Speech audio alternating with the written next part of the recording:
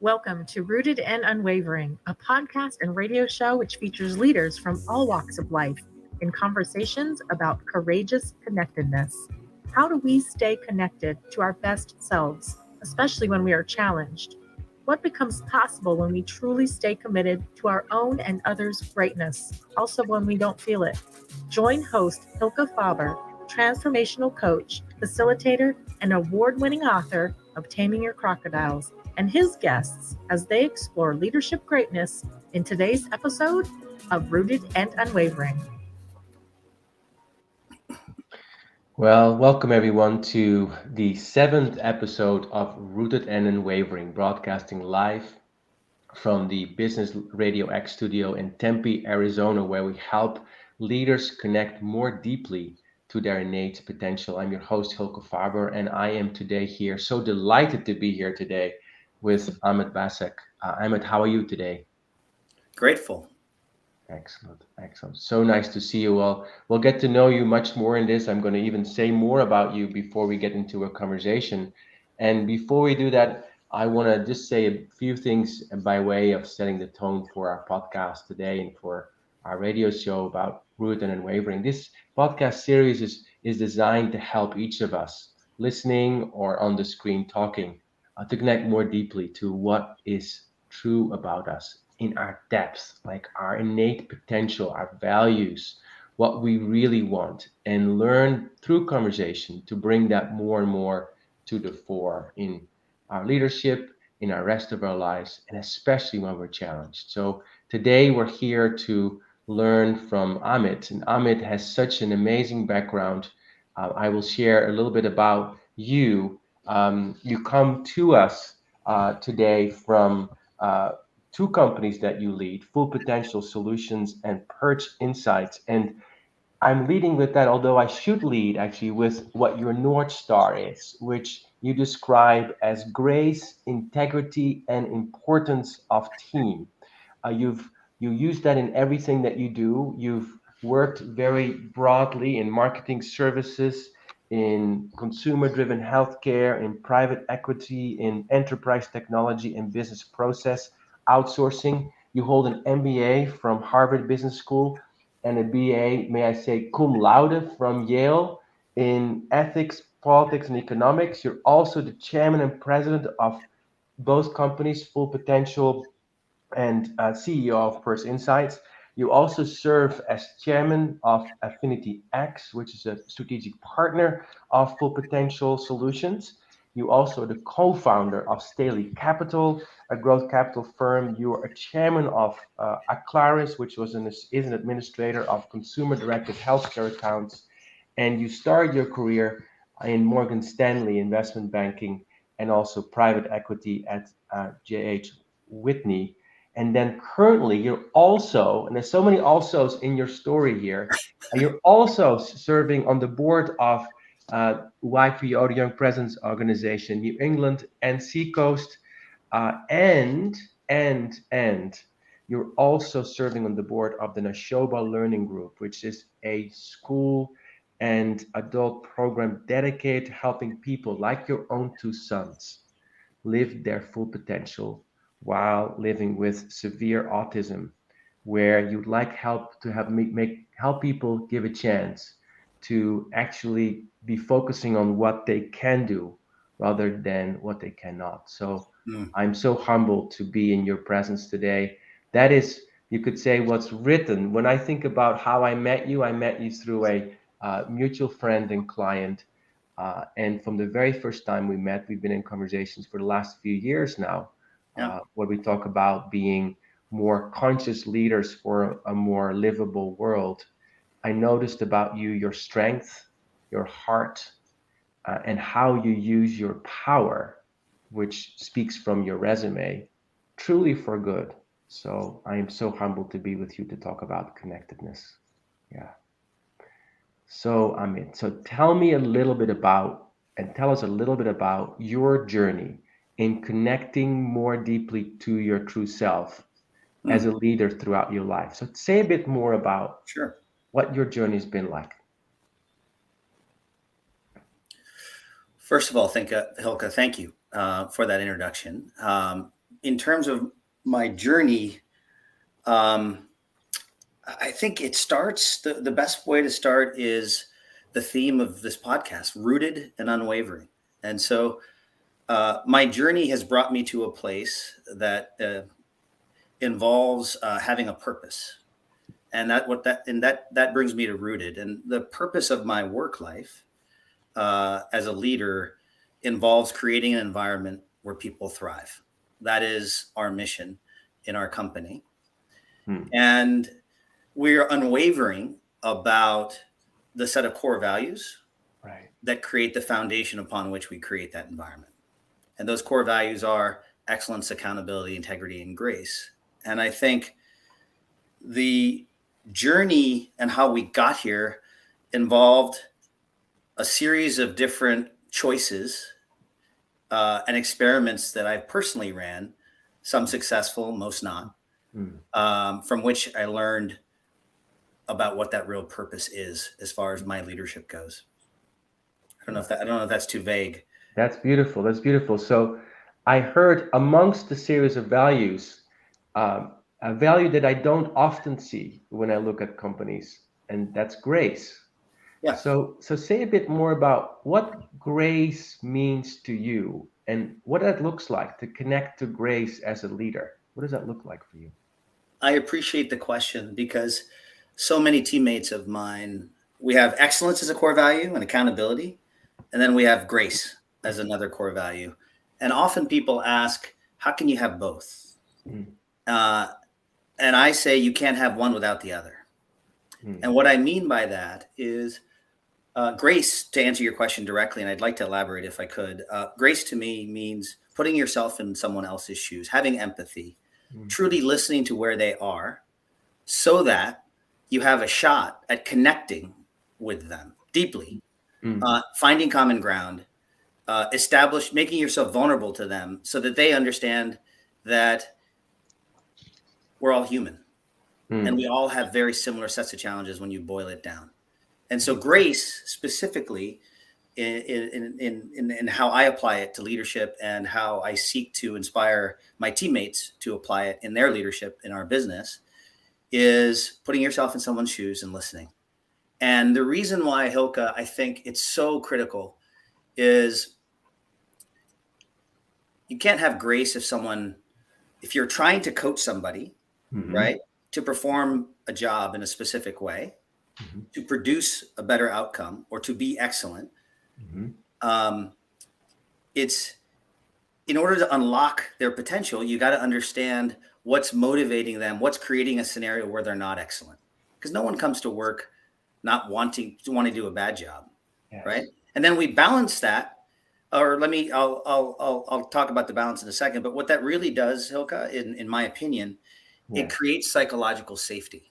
And so in order to produce the outcomes we want for our clients and for our business, we talk a lot about creating peak flow or optimal performance. And if you think about that in terms of a 2x2 matrix, where on the y-axis you have psychological safety, where people feel comfortable taking risks, where people feel comfortable asking questions, where people aren't afraid to push back against their leadership because they disagree, right? That's the safety piece. And without grace, you can't have any safety. But if you just have safety, then people aren't going to push themselves. So that's where you bring in the demand for accountability, for excellence, right? And you have to do both. You can't do one or the other. It's a system.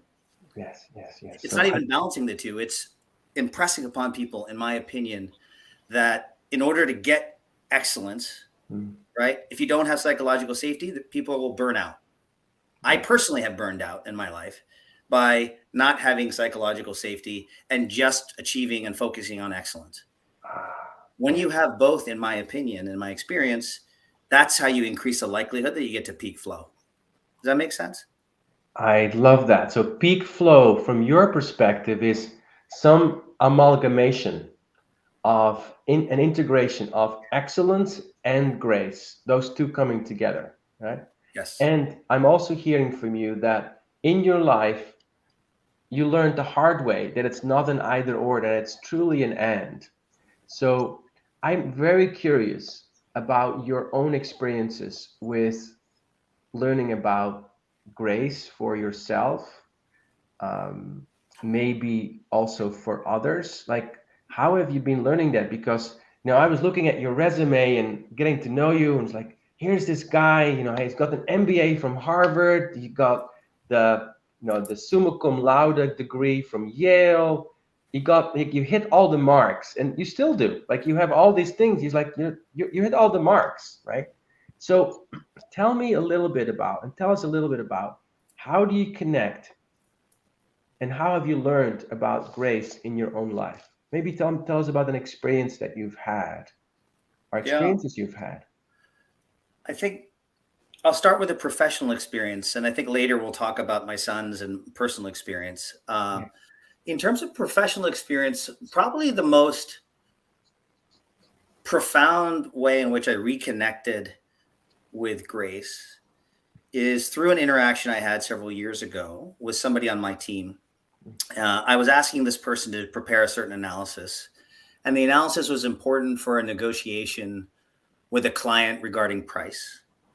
And I'd been asking for this analysis, and I wasn't getting the answer. And one morning, I said to this person, if you can't do this analysis, then you don't belong in this job. And Hylke, I was a real ass in that moment. I was not graceful. Right. I was completely insensitive to this person's situation. I did not give this person the opportunity to raise her hand and say, hey, I'm not sure how to do this. I was just demanding the outcome. Yes. And, part of it is we'll talk later, I think, about radical candor. But I think in that moment, I was so ashamed of myself. And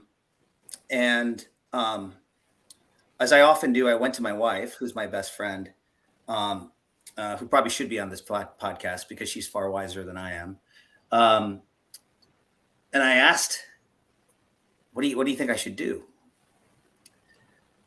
So first was obviously apologize to this person. And the second was a deeper question she asked me in that moment. She said, why do you think you did what you did? And I talked about feeling triggered and angry. And then I thought about, well, isn't the opposite of the story that it's not that she wasn't able to do the work, but I was not able to create a scenario for her to do her work as her leader. And so Hylke, what that did is it put me on a journey. And my wife is very wise, as I mentioned. I think for years she'd been trying to get me to engage in therapy for my own mental health. And of course, given the resume you described, I didn't feel like I personally needed such therapy because I had it all figured out. And of course I didn't, as evidenced by my behavior in that case. And she convinced me to seek out a mindfulness coach, which didn't feel like therapy, which didn't feel like something was wrong with me. And I met a gentleman named Gautam Devia, who remains my mindfulness coach today, that really introduced me to many of these concepts. So I noticed that, and I think for us as listeners to you, it's so helpful to hear you take us through that movie, because we all go through that movie, right? So there's something that happened. In this case, this person did not deliver to you what you wanted when you wanted it. I can relate to that. Yeah.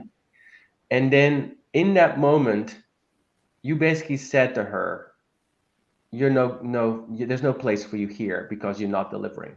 Like, very black and white thinking, right? And that is often a telltale that we're not in our wisest part, that we're you use the word triggered. Yeah. And you use the word shame. So how long did it take you between that conversation and then having that conversation with your wife about, let's think about this for a moment? It took minutes. But what I will say, first of all, is the actual feedback I was given, the substance of what I was saying, I think was spot on. But the manner in which I said it right? So I fundamentally believe in radical candor in everything you do at work and in human relationships, and being very, very clear about feedback, right? But you can't, in my opinion, I lost a basic sense of empathy for the fact that I was dealing with another human being. And there were parts of this analysis or parts of this exercise where I could have perhaps made it easier for her to do. Mm-hmm. Right. And so what I was ashamed of was how I delivered the message. And if you're going to be connected to somebody, if you're going to be graceful when you're demanding excellence, I think it's important to anticipate how the message you're delivering is going to be received. Very clear. So if you could do it all over again, right? And imagine this person was not delivering, had not delivered, had done exactly what she did. How would you have wanted to interact with her with grace and accountability? How would you want to have done it? You know, it would have been as simple as, hey, we've been working on this for a few weeks now. What can I do to help you? What is it about this particular piece of work that's stumbling you? And, you know, I think there's so often, like I work in the tech business, right, Hylke? And so I often start, when I talk to people on my technology team, I start prescribing solutions to a problem rather than saying, here's the problem, right? Because there are people that are better than I am at designing whatever the solution is. Yes. I think you start at a fundamentally different spot where don't presume anything, Hylke, and ask open-ended questions and then listen. The listening piece. Because, you know, just today I was in a conversation with teammates and we defined what the problem was at the beginning of the conversation. And as we got into the discussion and as I listened, we were solving the wrong problem. Yes. Yeah, exactly. And you found out by listening. Yeah. By staying open. By staying connected to something in you that allows you to stay open. So what is that in you that helps you to have the wherewithal to take that step back and to come back to your North Star? Like, for example, this morning with your teammates, there was something that happened. You're able to step back. So what is that in you that gives you that wherewithal to connect to something that you could say is wiser, that has more grace, that has more compassion, that's more integrative? I'm thinking. I think there's a scaffolding, there's a set of tactics you can employ to do this, Hylke. I think what I have learned is I am at my best self when I am mindful. And to be mindful, as you know well, is to be present in the moment, to be curious about all that's happening around us in that moment, and to be kind. To know that the people we're collaborating with all just want to try and do a good job too. And of course, if they're bad actors that you're dealing with, that's a separate kind of conversation. But to be mindful, I think, is the essential piece of the puzzle. And that obviously also isn't easy because our minds are cluttered all the time. And just as I'm talking to you today, as I'm trying to be present, but I'm also thinking about who's in the audience, for example. I think it's really important and challenging for us as leaders, as human beings, to be mindful. And I think if we can be more mindful, at least on the margin, we have a better shot at establishing that connection that you talk about. That is the basis, right, of all of this. I mean, I sat here and I listened to you in my resume, talk about my resume, and like none of that matters in the end. In the end, what matters is the joy, the fulfillment, the love that we experience through our human connection. And so my simple answer to you is being mindful and being focused on what really matters to me, which is to create an environment where people thrive, because that's what brings me joy. Yes. So being mindful and being very focused on what truly matters to you. I think that's a very powerful recipe. Like being in the present moment, being right here. Yeah. Sometimes often in workshops, I ask this question on a scale from 1 to 10, how present are you right now? Like where 10 is, I am totally here, like as present as I would be when I held my newborn for the first time, if I had one, in my arms and looked at their eyes, or when I asked this person on a date that I really want to go on a date with, like that would be about the 10, right? And Yeah. 1 is, I'm totally not here. And what I notice asking this question is that when we just simply ask ourselves the question, how present am I? We become more present, right? And Yes. as you're describing, when we become more present, it's like all our faculties unite, and then we're open to the richness of this moment. So we can actually listen to our teammates, we can actually connect, we can be curious. And then naturally, as you're saying, the question of what's really important, to the clutter kind of dissipates, and what's really important starts to come to the surface. So what I'm curious about, you've talked about this already, you have 2 sons Mm-hmm. that have severe autism.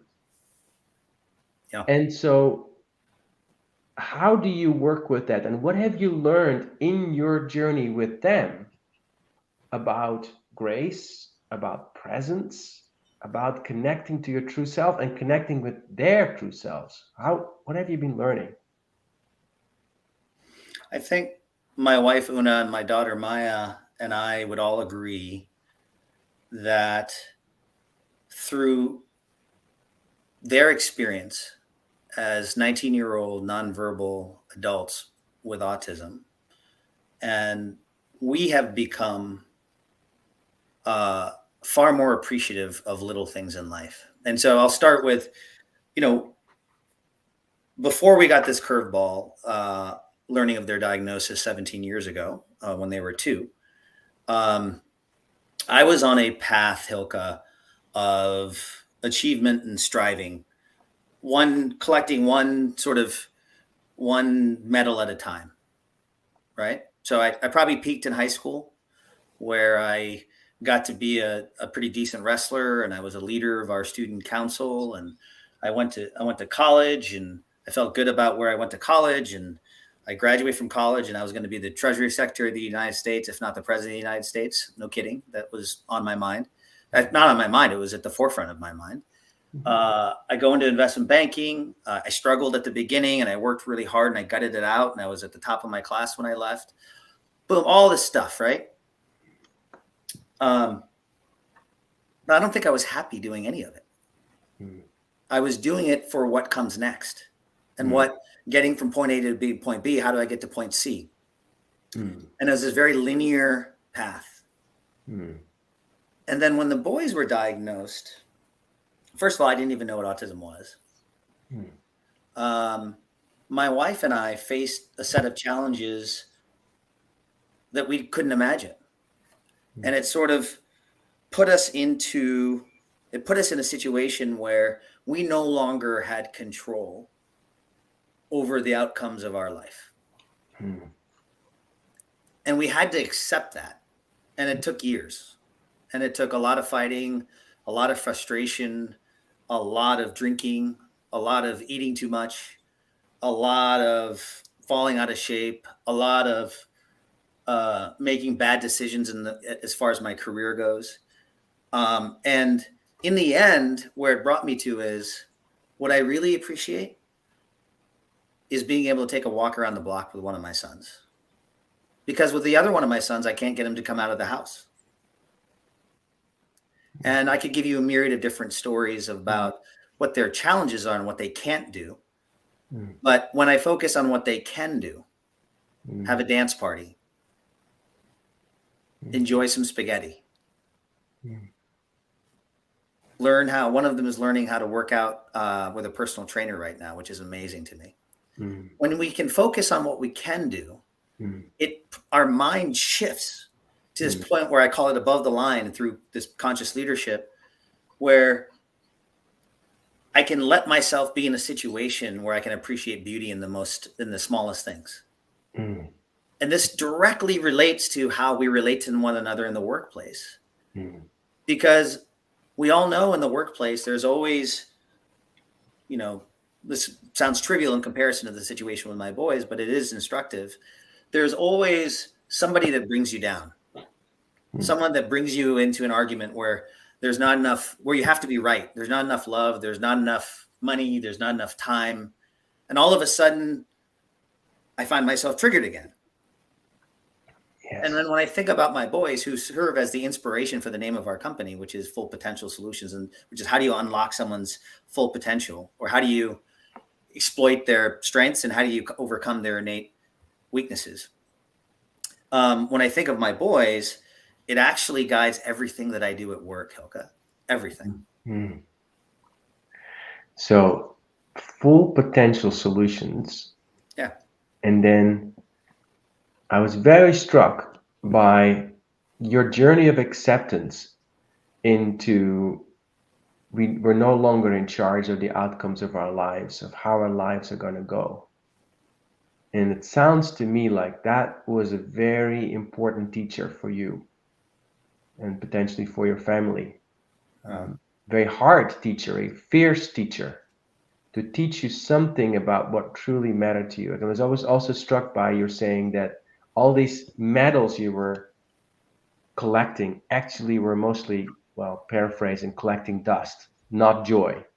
And there was no real fulfillment in that for you. And you discovered something about fulfillment, paradoxically, from what was a curve, at least looked like a curveball at first. Yeah. And now you're bringing that into everything that you do. So maybe a last bit of conversation before we take a break is,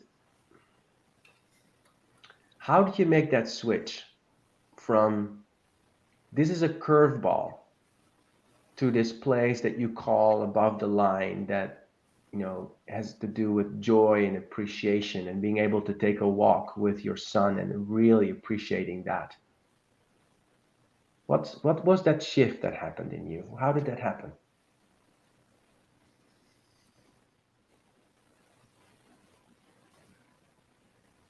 Love. It came from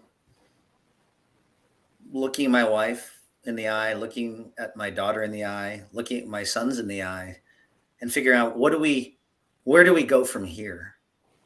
And I've had the great benefit throughout my life of having people in my life love me and believe in me. And that puts me in a situation, or gives me hope in practically everything I do. And so I have friendships. I happen to have started my company with one of my best friends. I have relationships with the people I love in my family. I have relationships with the people with whom I work. And I think, when you ask fundamentally what enables you to do this, it's, there's one answer, which is sort of what I'm training myself to do, which is to be more mindful. But I think behind that, the essence of it, Hylke, for me, is what do I want most in my life? And I want connection, and I want the fulfillment that comes from the help that I receive and the love that I receive, and that which am able to give to others. It's not achieving anything. And I don't want you to get me wrong. And, hopefully we'll talk a little bit more about the business. I want to make a lot of money. Mm-hmm. I want to create an extremely valuable company. I want to produce outcomes for our clients that are far in excess of what they expected. But that's a byproduct of how we connect to one another. It's that journey that's more important than the end. So very clear. So the essence of that transition has to do with the love that you receive and the love that you want to share with the people around you. And then there's also the byproduct that you have passion for, which is about being a really successful business that really surprises and delights your customers. Let's take a break. After the break, we're going to come back to this whole question of how do we connect to that deep transformation at work, especially when big parts of us are like, maybe not. I'm ready to go back to my old way. So after the break, let's explore more about that. And thank you so much, Amit, for Thank your you. wonderful insights and candor today. Thank you for that. Let's take a break. Thank you.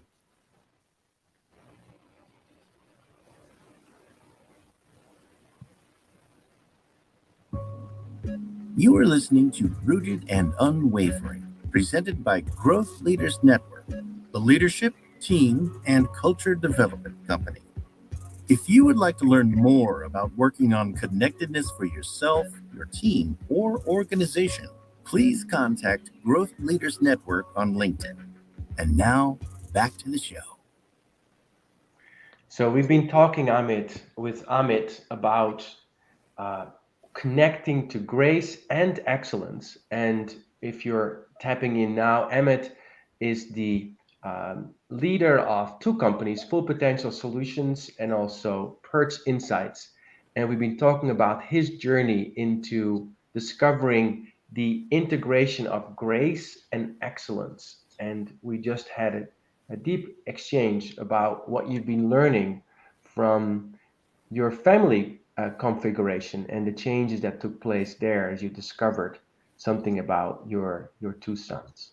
So we've been talking about grace and love, Amit. So say a bit more about what are moments at work where that, you could say, knowing is really challenged, and how do you work with that? So scenario, I just want to clarify the question. So how do I connect with a scenario where that grace and the integration of grace and excellence is challenged? Yes, where you may want to go back to the old medal collecting Yeah. version of yourself. Yeah. As a leader, I actually think we as leaders have a privilege and an opportunity and also an obligation to put the people that we work with that have entrusted us as leaders, to put them in a situation where they can thrive. Remember our mission. That's the North Star, right? That mission, thrive, right? And so when I'm in a situation where we're just not getting it done, where our performance isn't where it should be, or our profitability isn't where it should be, I always ask myself, because ultimately I'm 100% responsible, right? So if someone isn't doing their job, I could ask them to leave.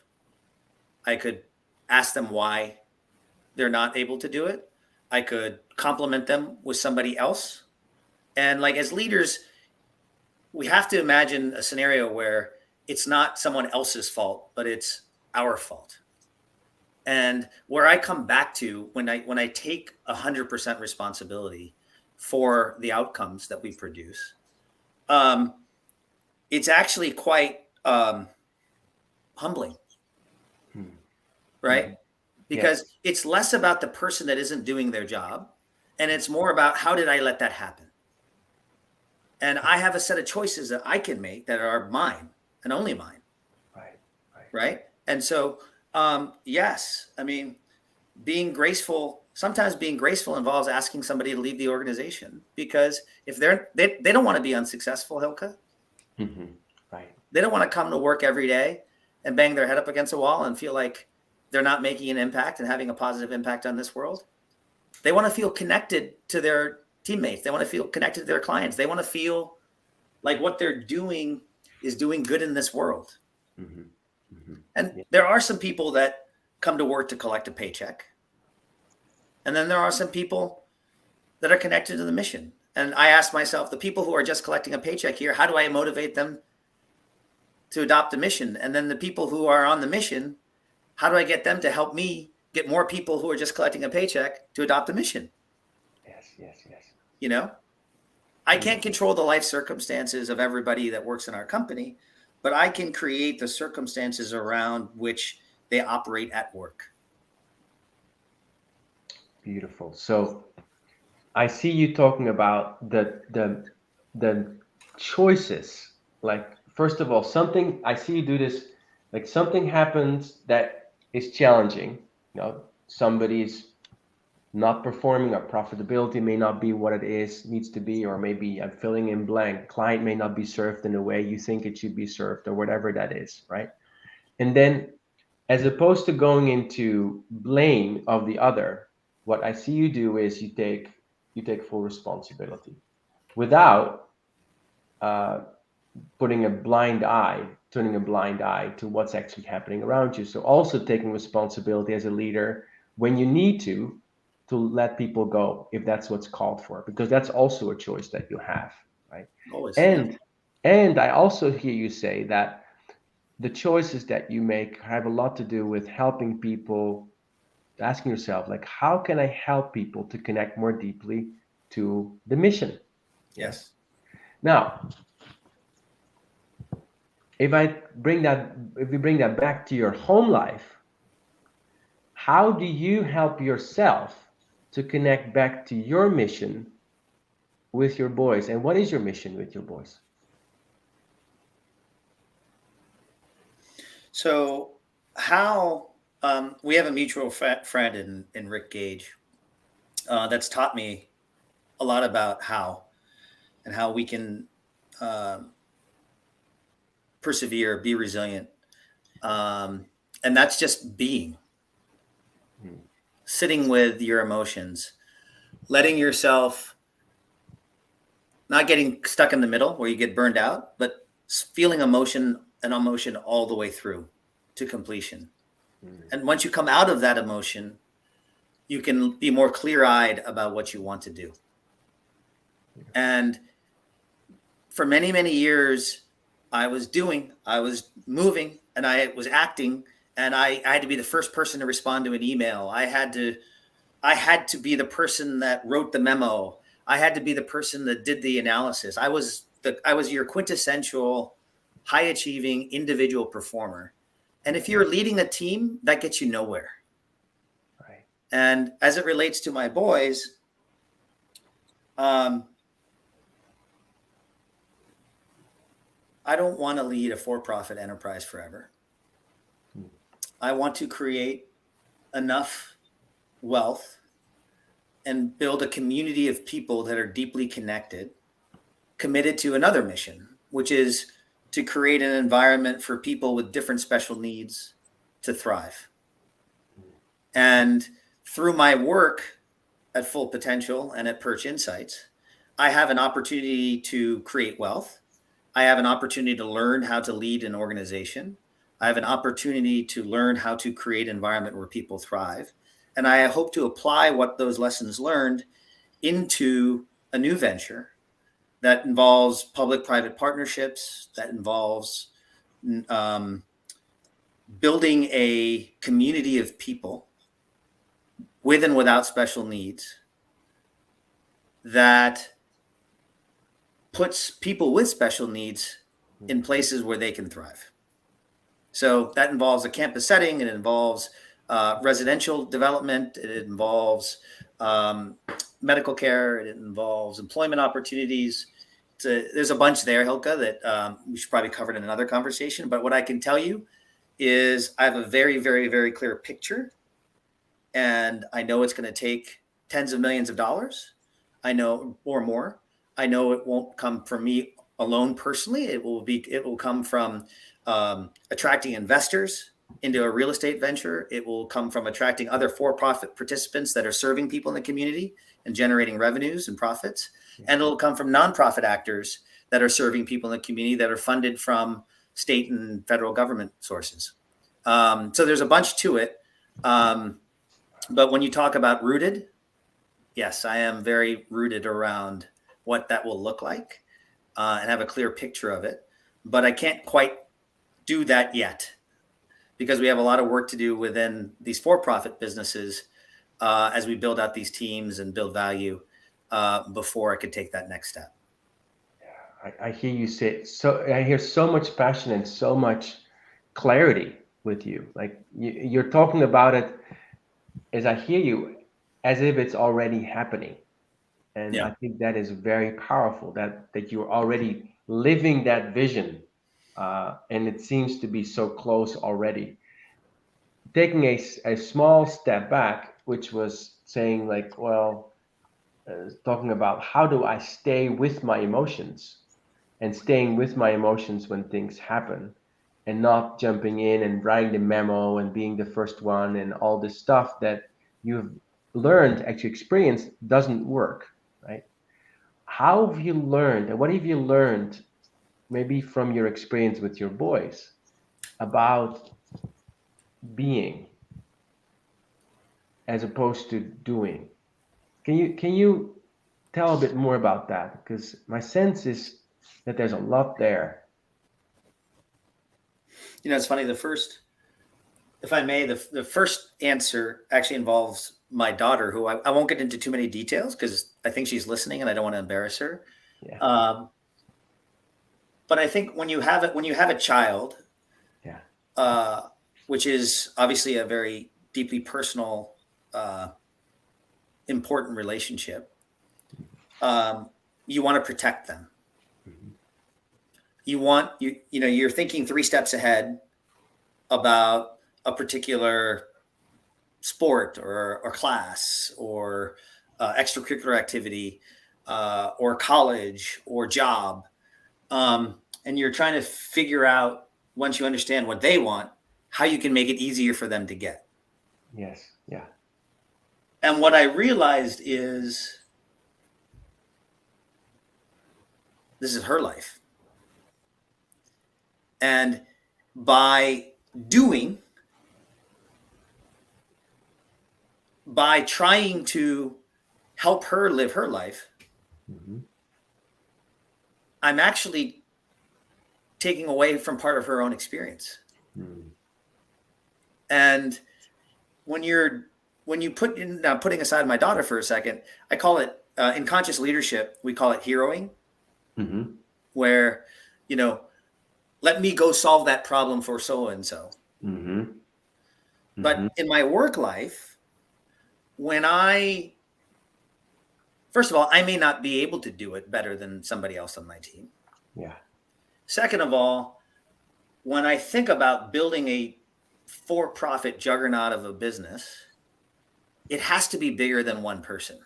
And that's the big, as a leader, if I am no longer involved with Full Potential or Perch Insights, or for that matter, Affinity X, I better make sure that there are people on the field or on that team that can carry that ball forward better than I can. And as a leader, it's incumbent upon us to build that team full of all-stars, not only individual performers, but people who also are connected to one another and buy into this basic ethos of connection and love and putting team first instead of oneself, to build that engine, to build that team, to perform better. Again, that performance is a byproduct of that culture and how that team relates to one another. It's not about me.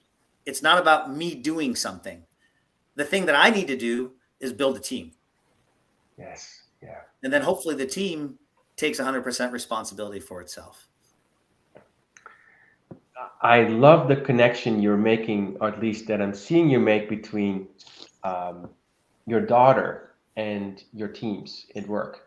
So this sense of my job is to make it easy for her, but not to hero, like to get out of the way.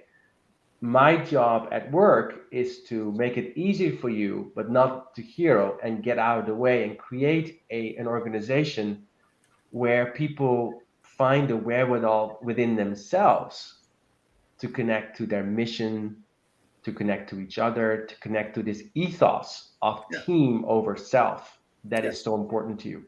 So how do you help others to connect to that? Like if you for example work with somebody where you see that their attention might be primarily collecting a paycheck, and you see the potential to actually move towards connecting to mission and something greater, how do you help people with that? How do Yeah. you make that happen? It's simple. So remember the core values: excellence, accountability, integrity, and grace, right? And one of the things that we practice at both Full Potential and at Perch Insights is radical candor. And as a leader, if you're going to have integrity, it's not only doing what you said you'd do, but it's not withholding, not telling somebody something that you should tell them. And in life, I think, this is part of the psychological safety too. People feel uncomfortable with friction. And I actually enjoy friction, not because I want to fight with people, but because I think out of friction, out of disagreement, out of conversation, where people are truly listening to one another, we might find a solution or an answer that we never thought about. And so the way I try, and Hylke, I'm a work in progress. You know this. I don't have all the answers, but what I am trying to do and what I'm committed to doing is having 100% integrity, not withholding the truth. And when I see people deviating from our core values or not exhibiting those core values, it's incumbent upon me to speak up, no matter where they are in the organization, no matter how important they are to the organization. Because if I don't, someone in the organization will see that, and they'll see that I'm out of integrity. And if they see I'm out of integrity, then they'll question whether anyone has any integrity. And if they question whether anyone has, the whole thing falls apart. It falls apart, right? Because then we're just a house of cards. The emperor has no clothes, so to speak.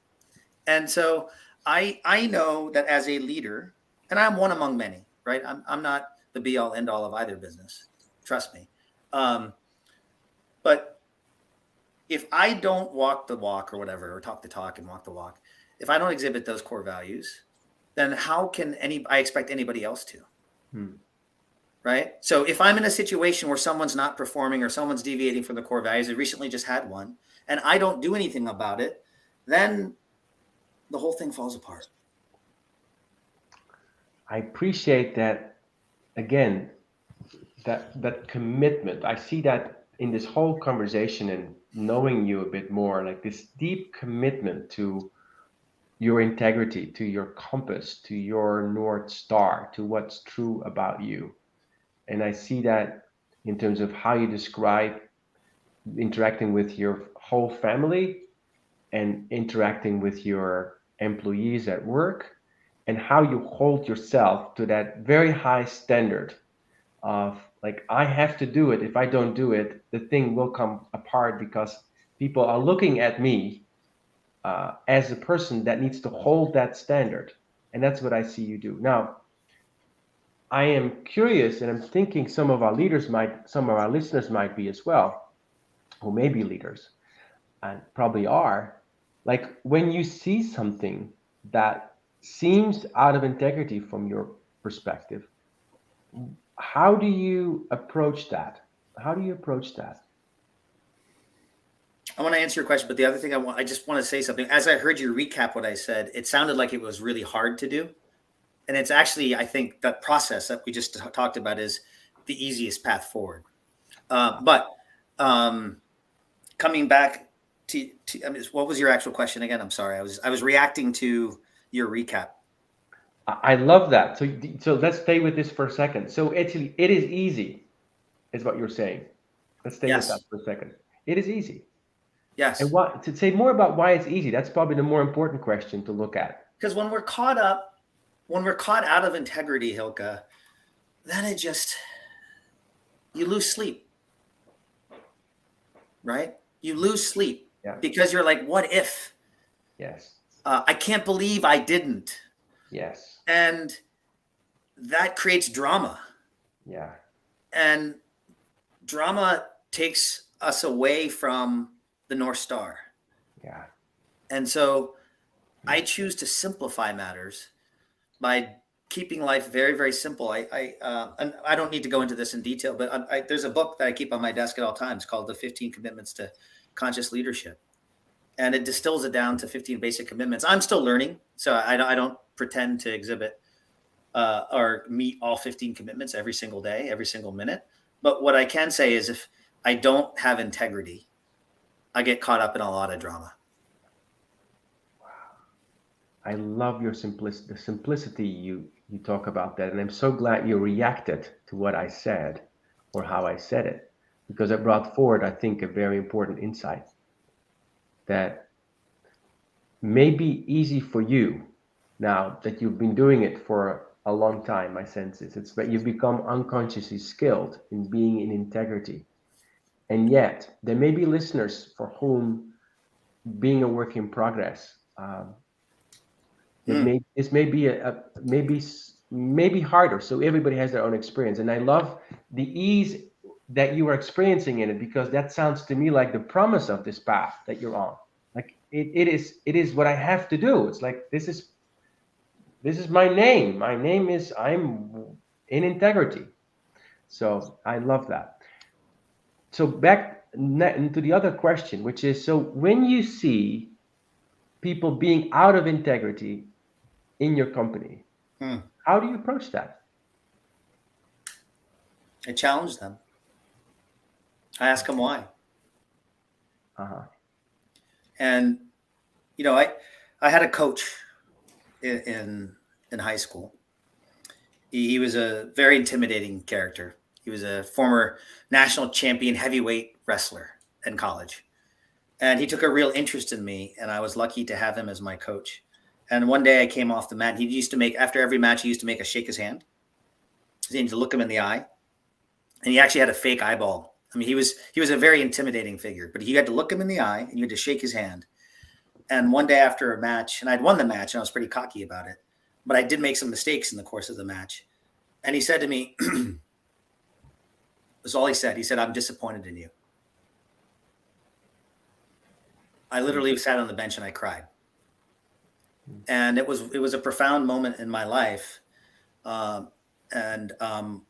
What I'll say about that is that's where I learned radical candor.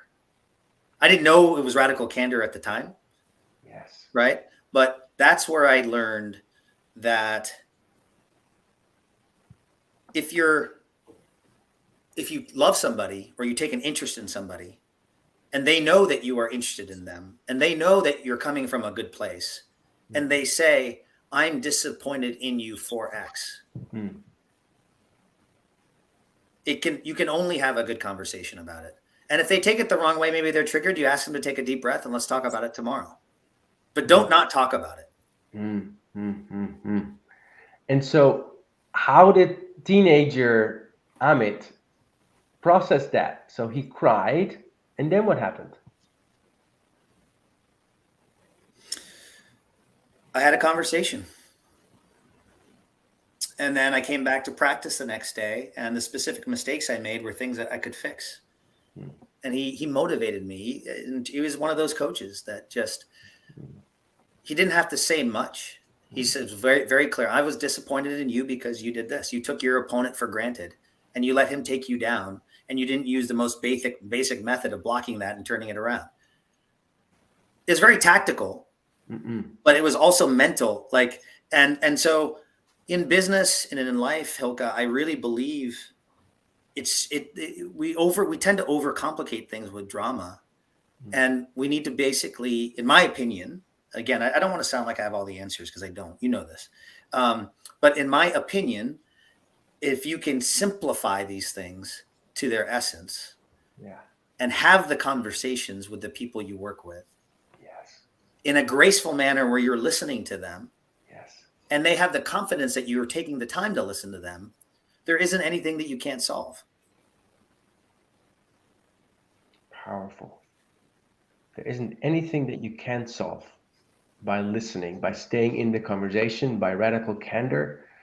I so appreciate your bringing that to the fore. So as we're getting to the final minutes of our time together, I'd like you to think about what you'd like to say to people who might find this path of connecting to their integrity challenging, or they may have just started that. They may be where you were when you got the curveballs, or somewhere, when you were still in the metal collecting phase of your life, or maybe they're already where you're at, but parts of them are not quite on board yet. What would you want to say to them about helping people to connect with what's so true and simple for you? What would you say to them? Give it a try. I think in the end, when I say in the end, I mean we're all here for a finite period of time. We know that. That much is true. And in the end, are we going to care more about our individual accomplishments and what's on our resume? Or are we going to care more about the sum of all the love and all the joy we've experienced in our life? And that can come from having a positive impact. That can come from a lot of different things.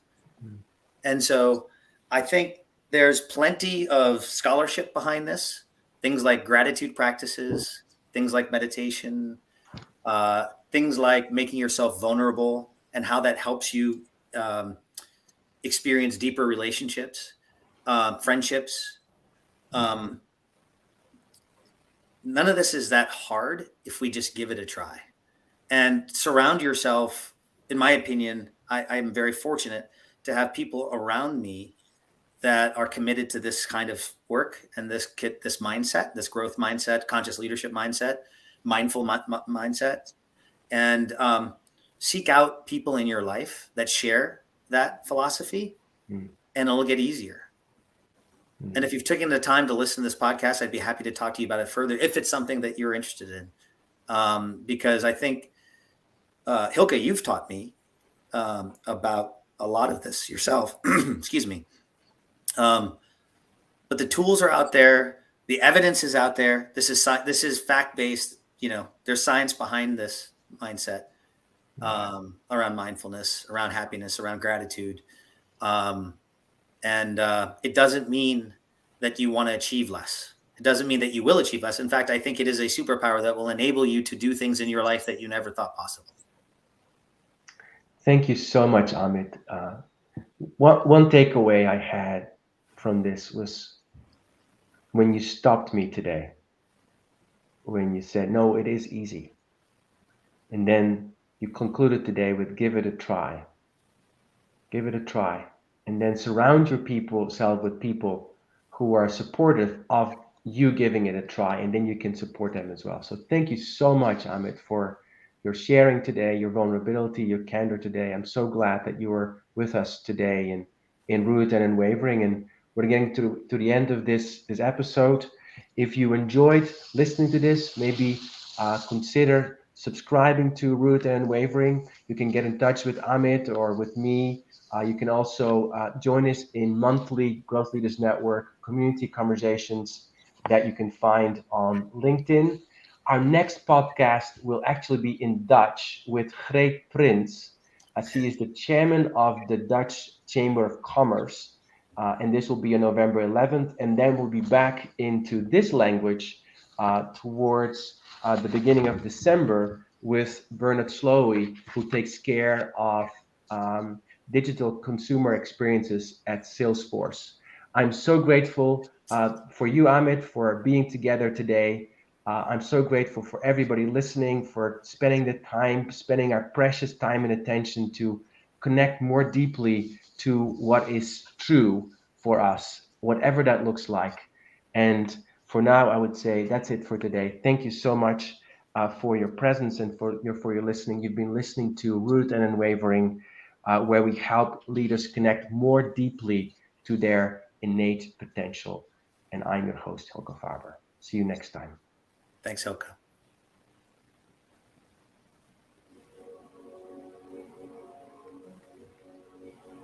Thank you for joining us in today's episode of Rooted and Unwavering, leadership conversations about courageous connectedness, presented by the leadership development company, Growth Leaders Network. To learn more, subscribe to this podcast, connect with Growth Leaders Network, and Hylke Faber on LinkedIn, or read Hylke's award-winning book, Taming Your Crocodiles.